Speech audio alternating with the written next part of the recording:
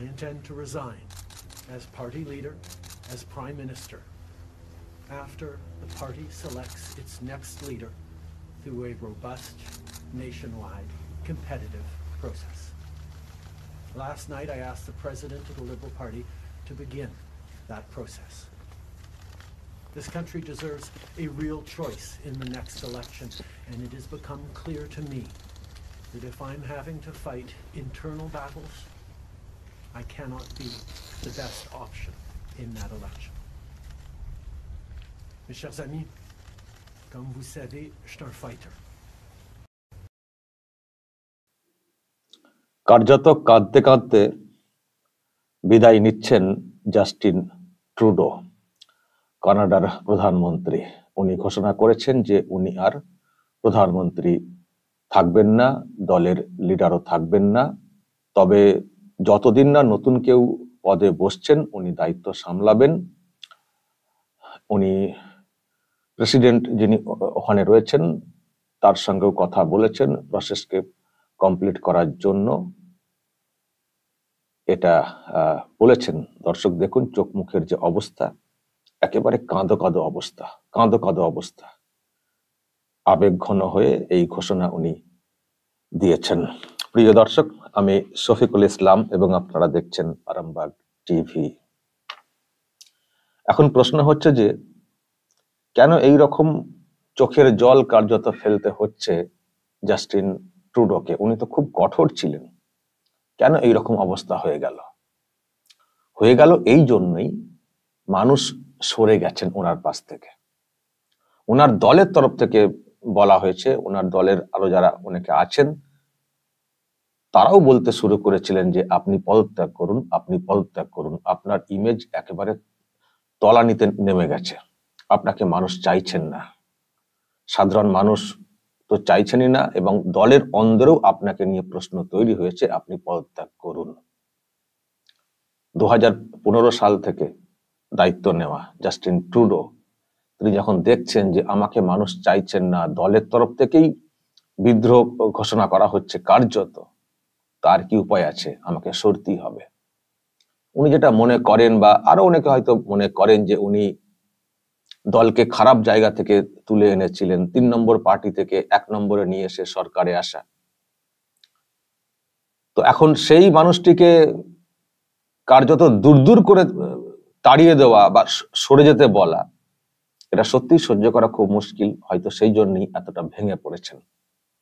এইরকম মানে ভেজা ভেজা গলা, বা ওই চোখে শুধু জলটা দেখতে পাইনি, মানে এরকম অবস্থা।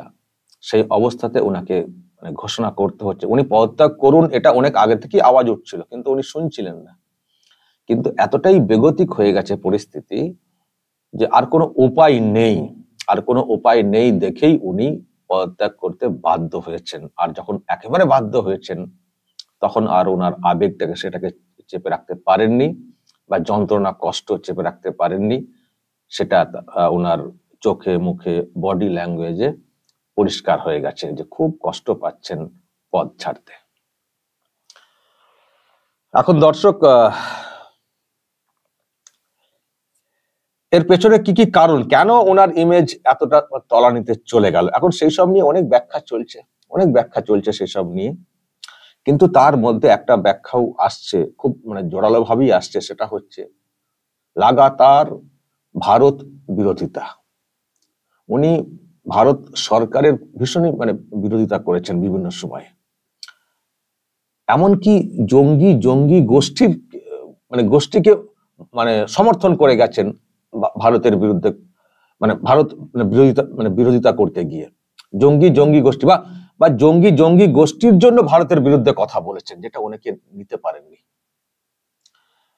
আমি একটা বক্তব্য দর্শক আপনাদেরকে আজকে শোনাবো। উনি পার্লামেন্টে দাঁড়িয়ে কথাটা বলেছিলেন, যেটা ভারতের কাছে খুবই খারাপের ছিল, ভারত সরকারের কাছে খুবই খারাপের ছিল, যে একজন প্রধানমন্ত্রী পার্লামেন্টে দাঁড়িয়ে ভারত সম্পর্কে এমন একটা মন্তব্য করছেন, এমন একটা বিষয়ে মন্তব্য করছেন, এমন একজনের মৃত্যু নিয়ে মন্তব্য করছেন, বা তাকে হত্যা করা হয়েছে বলে মন্তব্য করছেন, যাকে ভারত সরকার এক বড় শত্রু হিসেবে দেখে বা জঙ্গি হিসেবে দেখে।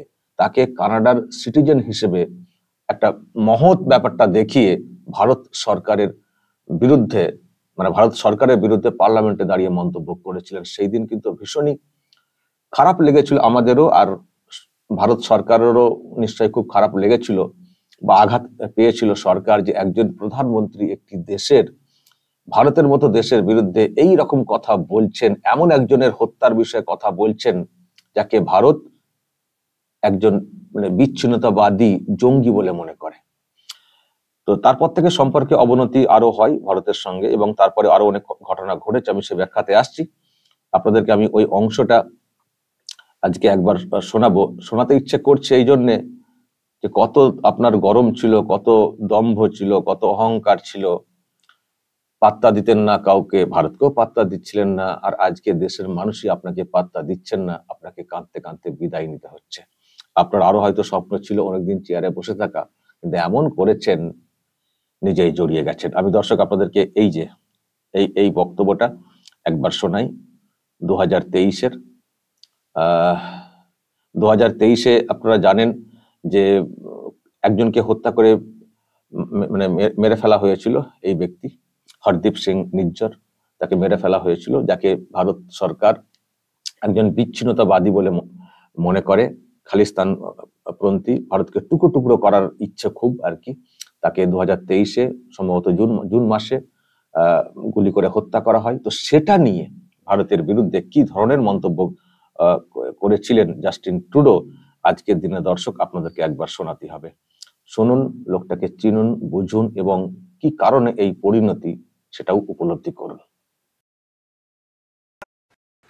Over the past number of weeks, Canadian security agencies have been actively pursuing credible allegations of a potential link between agents of the government of India and the killing of a Canadian citizen, Hardeep Singh Nijjar.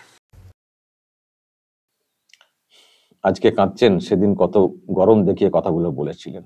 Canadian citizen, বাপরে বাপ, ভারত তো তাকে জঙ্গি বলে মনে করতো। তার হত্যা নিয়ে উনি পার্লামেন্টের মতো জায়গাতে ভারতের বিরুদ্ধে কথা বলেছিলেন। তো এই কথা ভালোভাবে নেননি ওখানকার আরো অন্যান্য লোকজনেরা, এমনকি যারা কানাডার ওখানকার নিজস্ব যারা আর কি যারা ওখানকার লোক, তারাও এটাকে ভালোভাবে নেননি জাস্টিন ট্রুডোর এই মন্তব্যের। আর ওনার এই মন্তব্যের পেছনে হতে পারে পলিটিক্যাল কোনো অঙ্ক থাকতে পারে। যেটা খবর দর্শক, ওখানে প্রচুর ভারতীয় ওখানে থাকেন। একটা হিসেব বলছে যে 18 লক্ষ প্লাস, 18 লক্ষের মধ্যে 8 লক্ষ হয়তো শিখ সম্প্রদায়, আর বাকি অন্য। তো শিখ সম্প্রদায়কে ওই 8 লক্ষ শিখ সম্প্রদায়কে সন্তুষ্ট করার জন্যই নাকি উনি এই ধরনের মন্তব্য করেছিলেন, বা এইভাবে পাশে থাকার বার্তা লাগাতার দিয়ে গেছেন একটা সস্তার পলিটিক্স করার জন্য। কিন্তু সেই সস্তার পলিটিক্স করতে গিয়ে একটা ভারতের মতো দেশের সঙ্গে যে ধরনের একটা সম্পর্ক করে ফেললেন, বা সম্পর্কটাকে এমন একটা চটকে ফেললেন বললে যেটা বোঝায় আর কি, সেটা কিন্তু ওখানকার মানুষ মেনে নেননি। কারণ এর জেরে অর্থনৈতিক অনেক ছাপ পড়েছিল, কুপ্রভাব পড়েছিল কানাডাতে। এবং আপনারা জানেন যে এখানেই বিষয়টা থেমেছিল না। যখন এই ধরনের ঘটনা ঘটলো, কানাডা থেকে ভারতের কূটনীতিককে বহিষ্কার করা, সেটাও একটা খুব অ্যাগ্রেসিভ ভূমিকা ছিল ট্রুডোর সরকারের। কূটনীতিককে ভারতের কূটনীতিক অমক বলে, জড়িত বলে বহিষ্কার করা। ভারতও তার একটা প্রত্যাঘাত দিয়েছিল, তারাও এখান থেকে সেরকম একটা অ্যাকশন নিয়েছিল। ফলে সম্পর্কে কিন্তু একটা অবনতি ঘটছিল। আর ভারতের মতো দেশ, ভারতীয়রা যেভাবে গোটা, আমি তো বলবো গোটা বিশ্বকে এখন পরিচালনা করছে। ভারতের বিভিন্ন লোকজন, খুব এডুকেটেড লোকজন দেখবেন বিশ্বের বড় বড় সংস্থার মাথা হয়ে গেছেন, এবং একটা পলিটিক্যাল ইনফ্লুয়েন্সও কিন্তু এখন বিশ্বজুড়ে লক্ষ্য করা যাচ্ছে।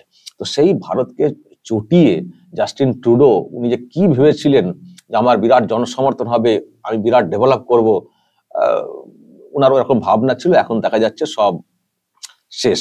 আর তার মধ্যে আবার যে ঘটনা সামনে এসছে, পাশের দেশ আমেরিকার যিনি নতুন করে প্রেসিডেন্ট হতে চলেছেন, তিনি তো নরেন্দ্র মোদী অর্থাৎ ভারতের প্রধানমন্ত্রীর খুবই ঘনিষ্ঠ বন্ধু। তিনি ক্ষমতায় আসতে চলেছেন, এবং ডোনাল্ড ট্রাম্প এখন পরিষ্কার বলেও দিয়েছেন, কানাডাকে হুঁশিয়ারি দিয়ে দিয়েছেন, কিছু শর্ত আরোপ করেছেন, তা না হলে ওই শুল্কের হার বিরাট বৃদ্ধি করা হবে, প্রায় 25% বাড়িয়ে দেওয়া হবে। যদি সেটা করে দেওয়া হয়, কানাডার যে অর্থনীতি যেটুকু রয়েছে এমনিতেই ভঙ্গুর হয়ে গেছে, যেটুকু রয়েছে সেটাও সর্বনাশ হয়ে যাবে। ফলে ট্রুডো যদি ক্ষমতায় থাকেন, যদি থাকেন প্রধানমন্ত্রী কানাডার, তার মানে কানাডার মানে সর্বনাশ, সাড়ে সর্বনাশ। তো সেই জন্য ওনার যে দল লিবারেল যে পার্টি, তাদেরও এখন চিন্তা হয়ে গেছে যে জাস্টিন ট্রুডোকে যদি ক্ষমতায় রেখে দেওয়া হয়, তাহলে সামনে নির্বাচন রয়েছে, তাহলে একেবারে ধরাশায়ী অবস্থা হবে।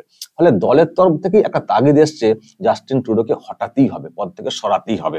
এই নানান কারণে, এক হচ্ছে ভারতের সঙ্গে বিরোধিতা, তার জন্য এলাকার মানুষের মানে দেশের মানুষের মানে মানে মনের মধ্যে একটা ছাপ পড়েছে। তারাও জাস্টিন ট্রুডোর বিরুদ্ধে, মানে যারা অন্য ভারতীয় আছেন এবং ওখানকার দেশের লোকেরা, তারাও জাস্টিন ট্রুডোর এই সিদ্ধান্তকে মেনে নিতে পারেননি, তারা ক্ষুব্ধ। দ্বিতীয়ত আবার ভারতের প্রধানমন্ত্রীর সঙ্গে ট্রাম্পের সুসম্পর্ক, ট্রাম্প এখন প্রেসিডেন্ট হচ্ছেন, সুতরাং নিশ্চয়ই নরেন্দ্র মোদীর কথা অনেকটাই চলবে এবং সেখানে এতটাই সম্পর্ক ভালো। আর ট্রুডোর যা অবস্থান, সেখানে আরো চাপে ফেলার ক্ষেত্রে বিষয়টা আসবে, ফলে আমরা সমস্যায় পড়বো। তো সেই জন্য জাস্টিন ট্রুডো হয়তো বুঝতে পেরেছেন আমার হাল কিন্তু খুব খারাপ। মাঝখানে আবার নাকি বৈঠকও করতে গিয়েছিলেন শুনেছিলাম, তাকে আবার কটাক্ষ করেছেন ডোনাল্ড ট্রাম্প, সেসব নিয়ে আমি পরে আসবো। তো এইসব হয়েছে, মানে একেবারে এই ট্রাম্প বিশেষ করে ক্ষমতায় আসার পরে, নির্বাচনের পরে, এখনো তিনি শপথ নেননি, কিন্তু এই উনি যে প্রেসিডেন্ট হচ্ছেন, এটা আসার পরেই জাস্টিন ট্রুডোর হাত পা কাঁপতে শুরু করে দেয়। এর আগে জো বাইডেন ছিলেন, একরকম ভাবে হতো, ভারতের বিষয়টাকে অতটা হয়তো গুরুত্ব দিতেন না জাস্টিন ট্রুডো, কিন্তু এখন যাহা মোদি তাহা ট্রাম্প, আমেরিকা ভারতের মধ্যে দারুণ একটা সম্পর্ক থাকবে, তো এটা উনি কোথাও ফিল করেছেন। আর এমনিতেই নানান সমস্যায় জটে জর্জরিত কানাডা, তো সেই জায়গা থেকে বাঁচার কি উপায়, দেশকে বাঁচানো এবং নিজেকে বাঁচানো, তো এইসব ভেবেই হয়তো উনি ভাবছিলেন যে আমি ছাড়বো না, সব দিক ম্যানেজ করে নেবো, ট্রাম্পকেও ম্যানেজ করে নেবো, কিন্তু সেটা হয়নি। মানে সৌজন্য হয়তো দেখিয়েছেন ডোনাল্ড ট্রাম্প বৈঠকে, কিন্তু তার গলার আওয়াজ কিন্তু খুব কড়াই ছিল। নানান সব সমস্যা, পাচার চক্র, নানান ক্ষেত্রে প্রশ্ন তুলে সমাধান করতে হবে, না হলে কিন্তু এই বলে খুব চাপ দিয়েছেন ডোনাল্ড ট্রাম্প। তো এটুকু উনি বুঝে গেছেন যে আমার কিন্তু কোনো বাঁচার রাস্তা নেই, সেই জন্য হয়তো পদত্যাগ করা। আর দলের তরফ থেকে, বিশেষ করে দলের অভ্যন্তর থেকে মানে উঠেছে কথাটা যে আপনাকে পদত্যাগ করতে হবে। তো সেই জন্যই এখন যা সিদ্ধান্ত নিয়ে ফেলেছেন জাস্টিন ট্রুডো, যে আমি সরবই। তো এই হচ্ছে দর্শক পরিণতি। ভারতের বিরুদ্ধে বেশি বিরোধিতা করতে যেও না বস। ভারত এখন জগৎ সবাই শ্রেষ্ঠ আসনে রয়েছে, ভারতে বসেই গোটা বিশ্বকে কন্ট্রোল করার মতো পাওয়ার এই মুহূর্তে ভারতের রয়েছে। নরেন্দ্র মোদী সেই রিলেশন মেনটেন করে চলছেন। আমেরিকার সঙ্গে কিভাবে সম্পর্ক রাখতে হয় সেটা করে চলেছেন, রাশিয়ার সঙ্গে কিভাবে সম্পর্ক রেখে চলতে হয় সেটা করেছেন। সবাইকে নিয়ে এমন একটা মানে বিষয়কে মেনটেন করে চলা, ডিপ্লোম্যাসিকে মেনটেন করে চলা, এই মুহূর্তে ভারতের জুড়ি মেলা ভার। ফলে ভারতের সঙ্গে টক্কর দিতে গেছো তো সর্বনাশ। বাংলাদেশ দেখছে কি বিষয়টা আমি জানি না, বাংলাদেশ এটাকে কিভাবে দেখছে। তবে দর্শক আরো একটা ভালো খবর আছে, এর সঙ্গে দিয়ে দিই, সেটা হচ্ছে যে নতুন কে হবেন প্রধানমন্ত্রী সেটা নিয়ে চর্চা শুরু হয়েছে। আর সেই চর্চার মধ্যে এমন একজনের নাম উঠে এসছে যিনি ভারতীয় বংশোদ্ভূত। এটা একটা খুবই ভালো খবর। হবেন কি হবেন না সেটা অন্য বিষয়, কিন্তু চর্চাতে নাম উঠে এসছে, ওনাকে নাম এসেছে। তার মধ্যে যার নাম আসছে এবং একজন মহিলা ভারতীয় বংশোদ্ভূত, এই হচ্ছেন তিনি অনিতা আনন্দ। ইনার নাম হচ্ছে অনিতা আনন্দ। ইনার নামটাও চর্চাতে আছে। ইনিও মানে মন্ত্রী, জাস্টিন মন্ত্রিসভার, ট্রুডোর মন্ত্রিসভার মন্ত্রী, এখন পরিবহন দপ্তর রয়েছেন, এর আগে আরো অন্যান্য সব দপ্তর সামলেছেন। ওনার নামটা কিন্তু উঠে আসছে, ভারতীয় বংশোদ্ভূত। তো আমি ওনার বিষয় সম্পর্কে একটু জানিয়ে দিই, কে ইনি, ওনার কি যোগ ভারতের, কেন বলছি ভারতীয় বংশোদ্ভূত, বাবা মার কি পরিচয়। আমি জাস্ট যে তথ্য পাচ্ছি, উইকিপিডিয়ায় সেই তথ্য দিচ্ছে। দর্শক দেখুন, অনিতা আনন্দ হচ্ছেন একজন কানাডীয় আইনজীবী, অ্যাকচুয়ালি আইনজীবী উনি পেশায় ছিলেন এবং রাজনীতিবিদ। তিনি 2021 সাল থেকে জাতীয় প্রতিরক্ষা মন্ত্রী হিসেবে কাজ করছেন। একজন লিবারেল পার্টির সদস্য হিসেবে 2019 সালের ফেডারেল নির্বাচনের সময় থেকে হাউস অফ কমন্স অকভিলের রাইডিং এর প্রতিনিধিত্ব করেছেন। কানাডার 43তম সংসদের সময় তিনি পাবলিক সার্ভিস এবং প্রকিউরমেন্ট মন্ত্রী হিসেবে দায়িত্ব পালন করেছিলেন। কোভিড-19 মহামারী চলাকালীন কানাডার ভ্যাকসিন এবং ব্যক্তিগত সুরক্ষামূলক সরঞ্জাম সংগ্রহের তদারকি করেছিলেন। আর জাতীয় প্রতিরক্ষা মন্ত্রী হিসেবে আনন্দ 2022 সালে ইউক্রেনে রাশিয়ার আক্রমণের পর থেকে ইউক্রেনকে সামরিক সহায়তা প্রদানের প্রচেষ্টায় কানাডা থেকে নেতৃত্ব দিয়েছেন। খুব অ্যাক্টিভ মহিলা আর কি। তিনি প্রথম হিন্দু হিসেবে কানাডায় ফেডারাল মন্ত্রী হয়েছেন। এই হচ্ছে ওনার আর ওনার শিক্ষা দীক্ষা, আগের পরিচয় একটু সেটা দিতে পারি দর্শক, দেখুন। আচ্ছা, ওনার পুরো নাম দেখানো হচ্ছে ইন্দিরা অনিতা আনন্দ। নোভা স্কটিয়ার কেন্টভিলে জন্মগ্রহণ করেন। তার বাবা মা উভয়ই ভারতীয় চিকিৎসক ছিলেন। তার মা সরোজ ডি রাম বর্তমানে মৃত, একজন অ্যানাস্থেসিওলজিস্ট ছিলেন। আচ্ছা, এবং তার বাবা এসবি এনডি আনন্দ একজন জেনারেল সার্জন ছিলেন। তার বাবা তামিলনাড়ুর, মা পাঞ্জাবের বাসিন্দা। আনন্দের দুই বোন আছেন, গীতা আনন্দ যিনি টরন্টোতে একজন আইনজীবী হিসেবে কর্মরত, এবং সোনিয়া আনন্দ যিনি একজন মেডিকেল ডাক্তার এবং ম্যাকমাস্টার ইউনিভার্সিটির গবেষক। আনন্দ পরিবার 1985 সালে অন্টারিওতে স্থানান্তরিত হয়। আনন্দ ও তার স্বামী জন অকভিলে তার পরিবার গঠন করেন এবং তার 4 সন্তান রয়েছে তাদের। এই হচ্ছে মোটামুটি পরিচয় দর্শক। মানে হিন্দু মহিলা, তিনি জানি না কি হবে, শেষ পর্যন্ত নামটা উঠে এসছে যে তিনি হয়তো পরবর্তী প্রধানমন্ত্রী হতে চলেছেন কানাডার, এবং যদি হন তাহলে এটা একটা ইতিহাস হবে। ভারতীয় বংশোদ্ভূত একজন ওই রকম একটা দেশের প্রধানমন্ত্রী হচ্ছেন। দেখা যাক সেটা কি হয়। তবে আমি আবার বলছি, হোক না হোক, চর্চায় যে উঠে এসছে প্রধানমন্ত্রীর দায়িত্ব নেওয়ার মতো যোগ্য একজন, এটাই আমাদের কাছে গর্বের। দর্শক বলবেন যদি এই নিয়ে আপনাদের কিছু বলার থাকে। যা সব দেখলেন শুনলেন জাস্টিন ট্রুডোর যে এই যে পরিণতি আর ভারতীয় বংশোদ্ভূতর নাম যাবে উঠে আসছে, অবশ্যই বলবেন দর্শক। যা বলার কমেন্ট বক্সে নজর রাখবেন আরামবাগ টিভিতে।